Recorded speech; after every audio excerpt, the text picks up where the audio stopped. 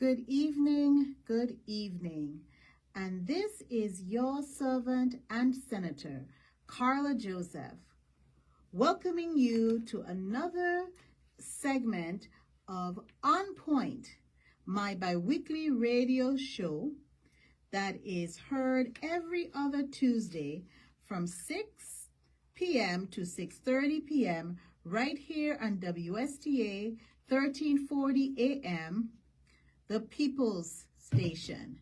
Thank you for joining me this evening as I provide an update on my work, share information on matters of concern, and highlight the work of government agencies and non-governmental organizations, as well as individuals within our community.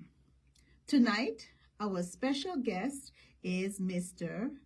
Mario Francis. Mr. Francis, join me a little closer so we could be able to see in the podcast. We are also simultaneously going live with this broadcast as we do every other Tuesday. And so Mr. Mario Francis is the principal of the Raphael O Wheatley Skill Center here in St. Thomas, Virgin Islands. This evening, we will get an update on the operation of the Raphael O Wheatley Skill Center, its new location, and the many opportunities available to our young and adult learners to receive training as well as to earn industry-recognized certification.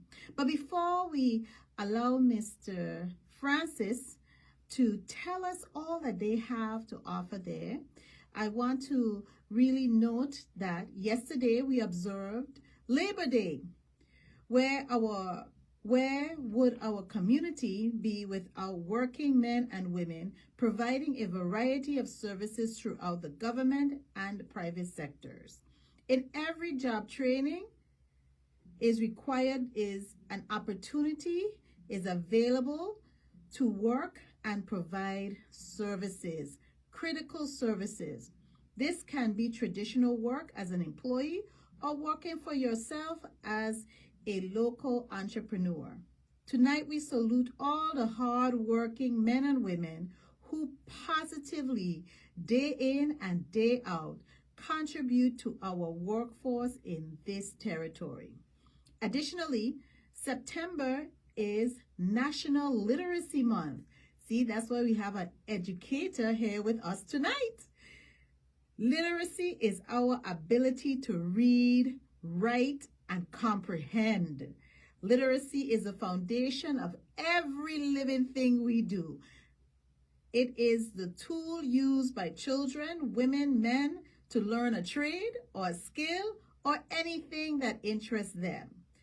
For our young, reading and writing gets the children through school. For adults, it gets us through work and life. And for our seniors, it keeps our mind sharp like a razor. Whatever age you are, continue to read. And do encourage our younger generation to read every day. I want to mention something very notable.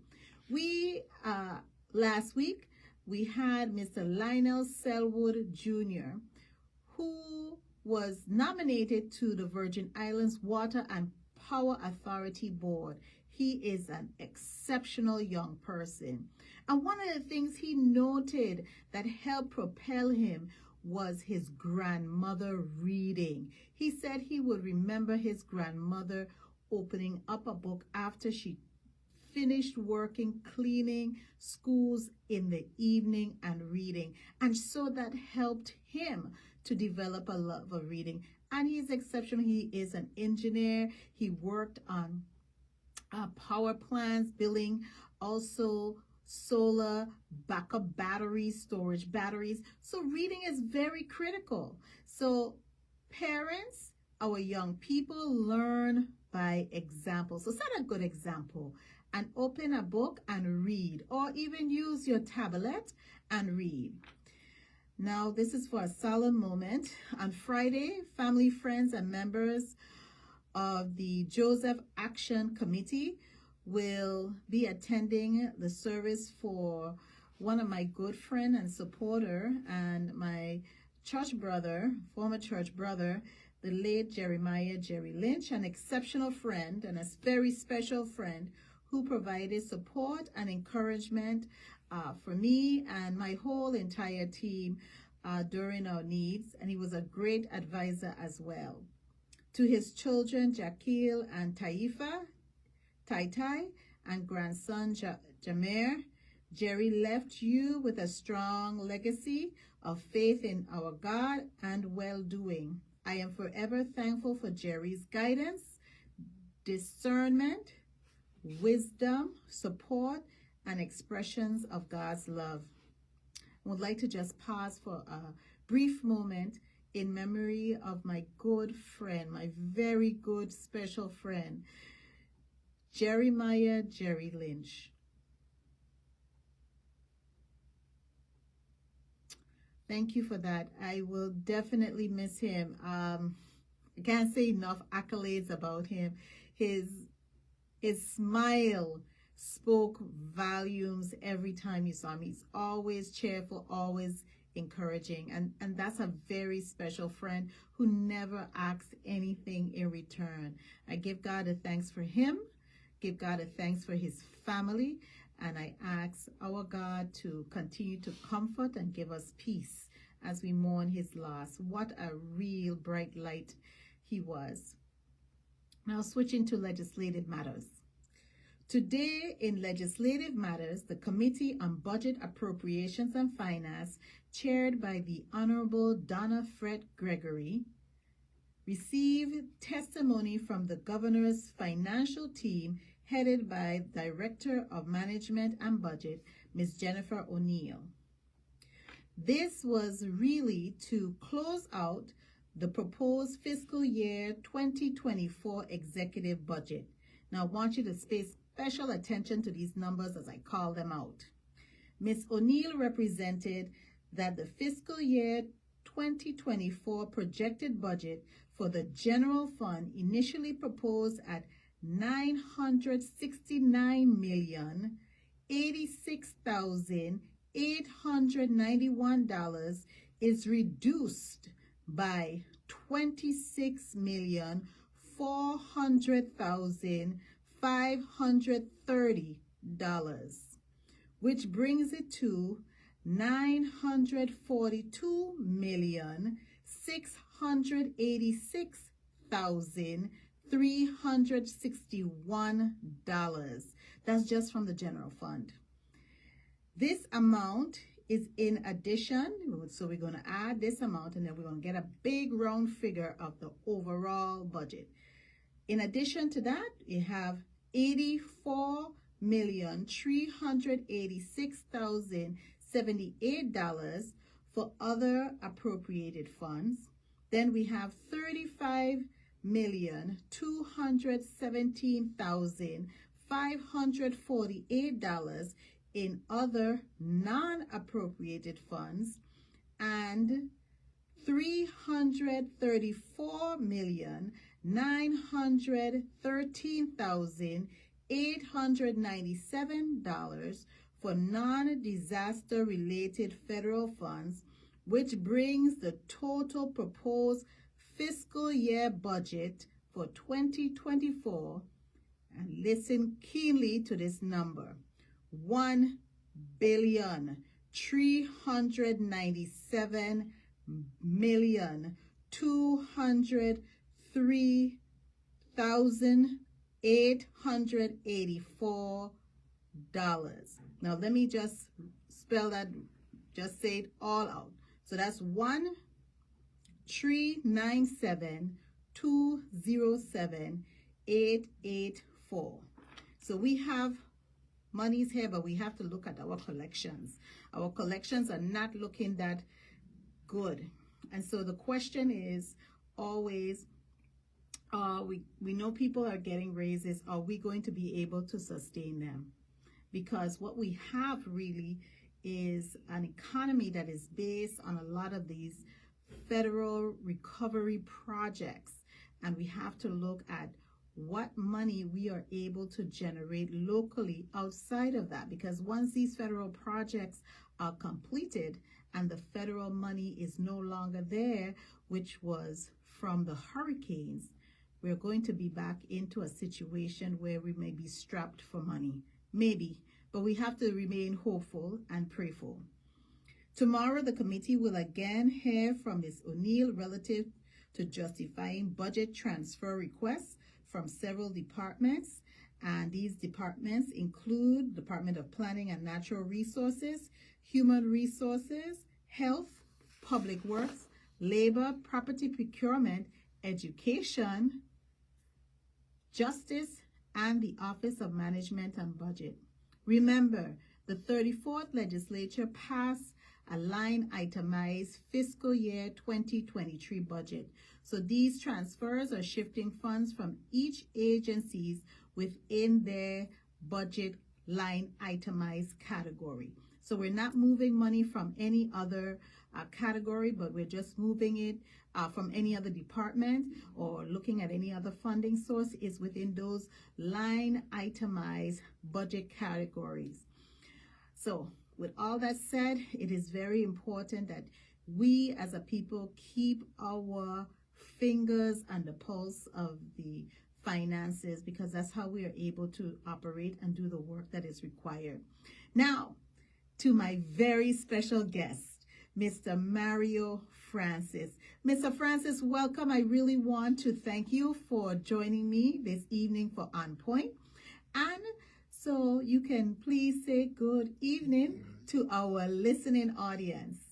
A pleasant good evening, blessed one, to our listening audience. And thank you, Senator Joseph, for inviting me. It's always a pleasure to be able to speak to the listening audience, the public, on behalf of career and technical education, specifically post-secondary here in our district. And so I always tell folks that the worst thing you could do is give me a mic and give me a timeline. But the reality is this: whenever I speak about the Raphael Wheatley Skill Center, I always have to start with giving folks a history, because a lot of times folk doesn't have a full understanding of why the Raphael Wheatley Skill Center is where it is currently. The Skill Center opened up in 1977. It was called the Skill Center of St. Thomas Virgin Islands. And I think it opened in May or April, to be exact. And then by July, there was legislative act from the Senate to name it the Raphael O. Wheatley Skill Center. And Raphael O. Wheatley was one of the educators in the Virgin Islands during that era that really postured CTE. In my opinion, he was a visionary, because what he was attempting to do is build capacity in the Virgin Islands so that we can have young and old alike who can maintain our facilities, government, and also be in the job market, fulfilling the needs of the job market. And that's so vital, if I could just interject right now, because that was part of the topic of discussion every time we have budget hearing, every time we have an update from any agency.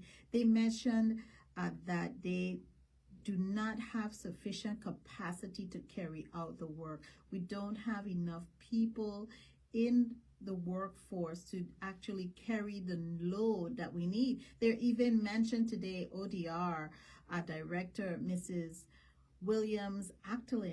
Adrian Williams Actalin, mentioned that there is a little slight slowdown in the recovery because we don't have sufficient persons in the workforce to do the work that's needed. So you are so on target with that. Absolutely. And so what we have endeavored to do is to keep the vision of Raphael O. Wheatley alive by just keeping a vibrant program going for career and technical education. Over the years, we have grown exponentially. I sat at the helm of the Raphael Wheatley Skill Center. This is my 7th year. And back then, when I inherited the program, we had 5 programs of study. And we call them programs of study because of the federal education guidelines in career and technical ed. That's any program that you have a succession of courses in advance, one on top of the other. And so we had 5 programs back then, and now we boast 22 programs of study where individuals can come and earn credentials that are nationally recognized. Nationally recognized credentials, absolutely. And so industry recognized. Right. And that's what they when you say nationally and I say industry recognized, let them know how important these. That is. Yes, right. That's something that's critical. That's absolutely important. Because while we prepare individuals to stay in our community and do the work, we also prepare that if they do choose to move out of the territory, that these credentials are transferable, and a lot of other states offer reciprocity with these credentials. Say what reciprocity is. Because we're breaking it down so everybody could understand the importance of reciprocity. Okay, reciprocity is when you take a credential, or when one locale honors the credential of another locale. So if you're here, you have a credential, let's say in carpentry, because we use a nationally recognized institute to push our curriculum. Our teachers are trained in our curriculum. They also can go anywhere in the country and show their card, which is their certification, that I have been trained in an institute by NCCER trained instructors, and they will honor it. And you will be, instead of being hired as a laborer, you'll be hired as a skilled person. And so we offer courses in carpentry, electrical, plumbing, HVAC, that all falls under the NCCER umbrella. And the acronym NCCER, what does that mean? NCCER stands for National Center of Career and Education Research. So that's a national organization that deals everything that has to do with the trades. So even though we only teach 4 of the trades currently, once we have moved into our new facility, which is another hot button topic that we'll get to pretty shortly, and we have sufficient space, then we'll be able to bring on a whole lot more programs, because there are needs in the community for new programs. And the way we bring in new programs is we listen to the pulse of the community. We have employers calling and saying, we have these vacancies that we cannot fill, and so can you please? Case in point, Schneider Regional Medical Center, they said they needed LPNs, they needed CNAs, they needed patient care technicians. And so we followed the processes to implement these programs. And when these individuals complete their course of study, gain their certification, the hospital hires 100% of them, to the point where Human Services calling to Mr. Francis, you're giving them all away, we need some also. But the reality is we just can't keep up with the demands. Right. And so that's where we are currently. One of the other things that I also, my staff and I love to boast about, and we have to, because if we don't toot our own horns, who's going to toot it for you? Absolutely. We have increased our male enrollment over 75%. Excellent, exceptional. So are more of your male enrollment coming from those who graduated from the high schools, or you're seeing a mixture of the older learners with those just coming in from high school? It's a mixed bag. We do have some recent graduates from both of the 2 public high schools. We even have a couple of them from the parochial schools. But we also have individuals who are trying to upskill and reskill in these fields, so they are also coming back and joining as well. We have an EMT program that we had to cap because we had 28 enrollees, and based on national, anything over 15, I have to have more than 1 instructor. So we had to become creative. We capped it at 28. We do have two cohorts running concurrently, but again, that class is predominantly male. Well, that's great that that we see a lot more of the mills young men coming out. Yeah, and you really, I love that you talked about NCCR, the National Center for Construction Education and Research, because we need so much laborers and skilled persons, skilled workers in the construction field. It's like a major dire need. And so I'm glad to see that that's something that's an upscale for you there. Absolutely. Well, we're doing the best that we can do with what we have to do it with. Whenever there's a natural disaster, the hurricanes, you see it. Folks come in from all over, and they're able to scoop up a lot of the big dollars, our local people. Most of them, they get what the elders used to call the chick feed, but most of the big bucks go out of the territory. So we're trying to prepare all of our adult learners, whosoever may come, so that when these things happen, we can have a workforce that can shoulder the load of the need that has been. I mean, we pray and trust that we do not have to encounter that, but if it does happen, that we have skilled workers here sufficient to manage. So we need to get in, because time is not my friend and is not our friend. And so we need to get into the little nitty-gritties here. Tell us, if persons are interested in enrolling at the Raphael O. Wheatley Skill Center, what do they need to do? Okay. If you're interested in enrolling, and what courses you're offering. All right, great. If you would like to enroll, the first thing you will have to do is you'll have to have a high school diploma or its equivalent, and so that's a GED. We also accept Penn Foster, and you'll have to have a government-issued ID, and then you'll have to have your immunization record. Again, that's a federal reg, and we get most of our funding from the federal government, so you have to have those things. Once that's completed, depends on the coursework that you're going to be attending, you'll also have to have a physical done by your healthcare provider. Any of our courses that deals with you preparing food, interacting with another individual,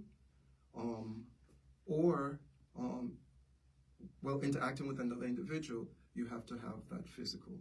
And so those are the minimum requirements. Also, we do dual enrollment. In the event that you do not have a high school diploma, but however, you're in the process of completing that, as long as you can demonstrate each semester, and that comes in the form of some correspondence on the letterhead of the institute for which you are enrolled in, then you may do dual enrollment. And once you have successfully completed that program, or our program, then you'll be able to sit a national registry exam of your choice. It is not at this moment applicable to the public high schools.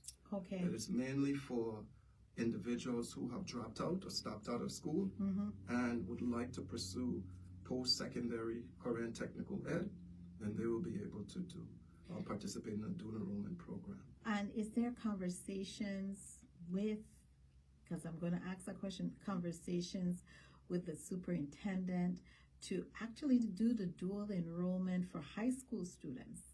So I know the conversations have been on the table. It's been buzzing in St. Croix. And so one of the things that I've done, I says, it's coming, and for it to be plausible, we have to sit down and do planning. We have to make certain that there's a document in place stating that these are the conditions for which you must fall under in an effort for you to be able to participate in the same. Because they do it at the university. You can be at the university and you can be a junior or a senior. That's correct. And you can be earning college credits. That's correct. Why not CTE? However, right now there are no guidelines to legislate or mediate or monitor how that program is going to unfold. So before we open the floodgates, we need to make certain that there's a policy and a process in place so that it doesn't become messy. Right. And so that it is structured. Absolutely. And the other thing is, because I know in some states they do that.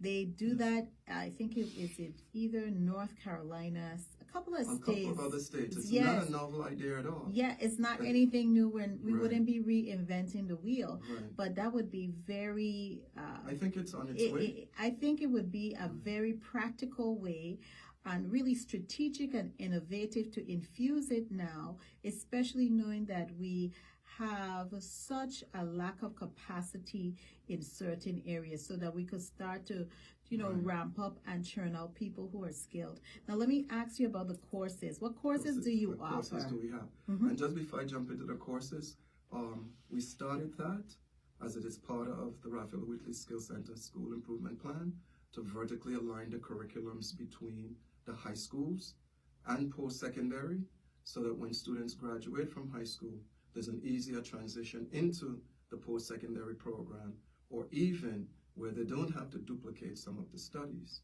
Oh, Case in point, the Certified Nursing Assistant program is currently utilizing the curriculum from the Raphael Wheatley Skill Center. A registered nurse was provided to teach the course, which makes them eligible to take the registry exam once they have completed their high school coursework, and then be able to be hired as a certified nursing assistant right out of high school. but that's only available for those persons who have stopped attending public school. No. That's something that was recently implemented. Okay. Through the superintendent's office and the Great. principal and Principal Petrus and myself at Raphael O Wheatley Skill Center. Again, the nursing board approached us on it, and we see how there's such a shortage, a critical shortage, that when the nursing board approached us, we said yes, it's something that it's a low-hanging fruit. We can jump on that one right away. Okay, so that's something that young people who are attending public school could actually take part in. So tell us about the other courses. programs, okay. Mhm. I just mentioned the Certified Nursing Assistant program, Mhm. and so I'll start with the medical field first. And then we have licensed practical nurse, or practical nurse as it's known until you receive your license. Then we also have, in the health field, but it's under allied health, we have patient care technician. Mhm. We also have medical massage therapy, which is one of our new programs we just implemented this school year. Also, the patient care technician is a new implementation as well. We have carpentry, plumbing, electrical tech. We also have HVAC. We have cosmetology, and under cosmetology, we have hair braiding. We have nail technician. We have esthetician, and we have barbering. Mm. And we also have, it's all in my head. EMTs? We have EMT, emergency medical technician. Yes. Thank you very much. Yeah, That's one, right now it's considered our landmark program because of the high enrollment. And then we have another program that's the computer application. Computer application is just that. It's some individuals who want to learn how to operate the computer. So we teach them how to do 4 of the operating programs, Word. We also do Excel, and then they do Publisher and PowerPoint. So they learn how to do that. That's the one program that we have not linked to an industry recognized credential yet, but with the support of the state office, new state director, Dr. Faulkner, she has given me some information as to how I can get that course into a nationally recognized credential. So we're working on that. That's great. Well, my time is almost up. And it runs really quickly. So I'm going to allow you to just do a really major push out there, especially to let persons know how much it costs to enroll in the Raphael O. Wheatley Skill Center. Mm-hmm. Right. Well, first and foremost, they said that the Skill Center is one of the best kept secrets. And by the way, we are accredited. We have a national accreditation. And our most expensive course is $600 a semester with a $50 registration fee per semester. And that's our LPN program. It's the most robust. And we're working with the university to get that program aligned with the registered nurses program, so form as a bridge program between the two. Our most inexpensive program is $400 a semester. And again, all of our courses are $50 registration fee per semester. Great. Well, thank you so much, Mr. Francis. What number can they reach you at? So if anybody has any other questions, what Sure. number? There are two numbers. The numbers to the office, which is the number for the Department of Education, which is 340-774-0100, and extension 800 through 805. And then my mobile phone has been out there since both the two Category 5 hurricanes. That has been Absolutely. the mainstay when services were down. So most people know that number even better than the Department of Education number. So my mobile number is 340-998-2730. And we're open Monday through Thursday from 8 a.m. to 8:30 p.m. And on Fridays, we close at 3 p.m. And so I do ask, if you're going to use a mobile number, please observe it during those hours. And weekends, we're closed. So if you want to leave a text, texts are fine, but please limit the calls on my mobile phone to the hours of operation. I'll appreciate it significantly. All right. Well, thank you so much, Mr. Francis, for being here this evening. I know the time is short, and we appreciate the service you as well as your team provide to our community, in fact, to help build our capacity here in the workforce and to become entrepreneurs. I want to encourage young people, and especially our adult learners, to please make it your choice and your decision, strong decision, to register and look for information regarding enrolling in the Raphael O. Wheatley Skill Center, especially if you want to change careers. You're not satisfied with where you are and you want to really uplift and move forward, and to explore opportunities available through the Wheatley Skill Center. As we wrap up tonight's program, I want to thank everyone for listening in, and I invite you to contact my office on any matters that you have and concerns about our community. I can be reached at 340-693-3515. My staff and I are here and ready and able to serve. Also, visit my website at senatorcarlajoseph.com. Subscribe, like, and follow me on Facebook and Instagram at Senator Carla Joseph. And again, for those of you who are old school like myself and Mr. Francis here, you can contact me through my office at 340-693-3515. Our next program will be on September 19. Until then, thank you for joining us this evening for On Point. Thank you all who listening in, and thank you so much to my very special guest, Mr. Mario Francis, principal of the Raphael O. Wheatley Skill Center. Also, thank you to my staff and campaign committee, Joseph Action Committee, Inc., for all your hard work. Do spread the word to your family and friends and neighbors to listen in to On Point.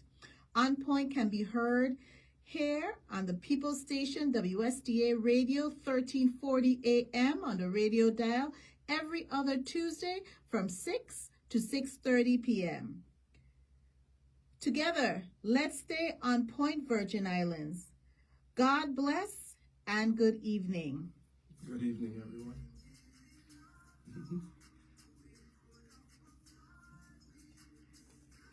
I didn't even get a chance to tell them that we had a certificate of occupancy